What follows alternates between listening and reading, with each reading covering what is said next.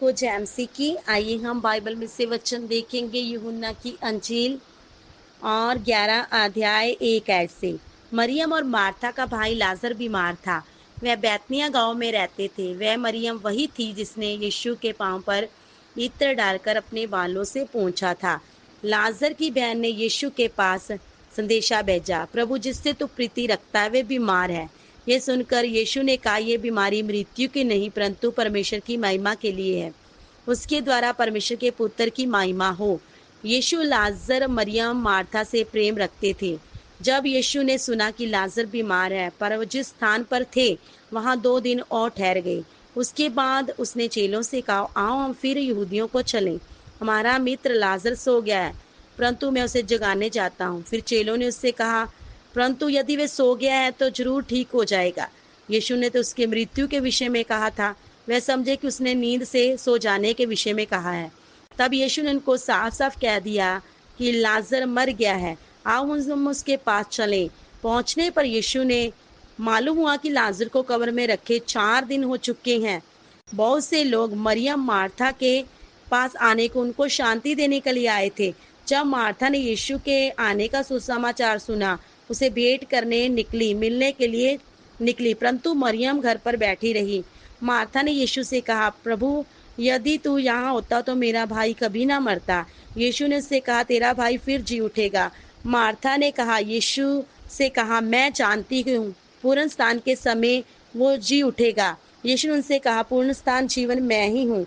जो मुझ पर विश्वास करता है वह यदि मर भी जाए तो भी जीवित रहेगा, और जो कोई जीवित है मुझ पर विश्वास करता है वह अनंत काल तक ना मरेगा। यीशु ने कहा, तू मुझ पर विश्वास करती है? उसने कहा, हाँ प्रभु मैं विश्वास करती हूँ, परमेश्वर का पुत्र मसीह जो जगत में आने वाला था वो तू ही है।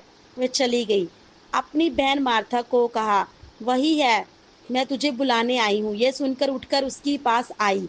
जब मरियम उठकर यीशु के पास पहुंची, यीशु को देखकर मरियम उसके पांव पर गिर पड़ी और कहा, हे प्रभु अगर आप यहाँ होते तो मेरा भाई कभी ना मरता।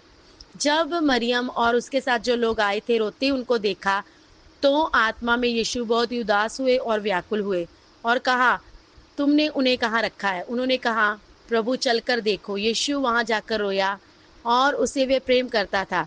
उनमें से बीच में किसी ने बोला, ये अंधों की आंखें खोली है। क्या यीशु ये नहीं उनके लिए कर सका? ये मनुष्य ना मरता।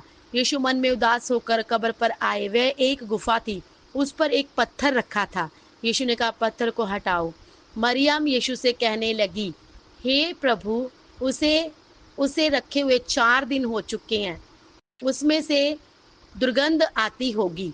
यीशु ने कहा, मैंने तुझसे कहा था ना, यदि मुझ पर विश्वास करोगी तो परमेश्वर की महिमा को देखेगी। अब उन्होंने पत्थर को हटाया और यीशु ने आंखें उठाकर कहा, हे पिता मैं तेरा धन्यवाद करता हूँ कि तूने मेरी प्रार्थना सुन ली है। मैं जानता हूँ तू सदा मेरी सुनता है, परंतु जो भीड़ आसपास खड़ी थी उनके कारण मैंने ये कहा है, जिससे कि वह विश्वास करे कि तूने मुझे भेजा है।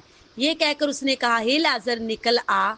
जो मर गया था वह निकल आया। यीशु ने कहा, इसे खोल दो और जाने दो। इधर प्रभु की महिमा हुई।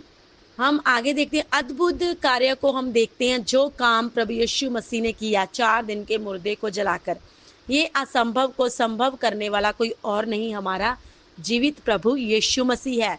खुद परमेश्वर है जो आकाश के नीचे पृथ्वी के ऊपर मनुष्यों के बीच में ऐसा कोई नहीं जिसने 4 दिन के मुर्दे को जीवित किया हो।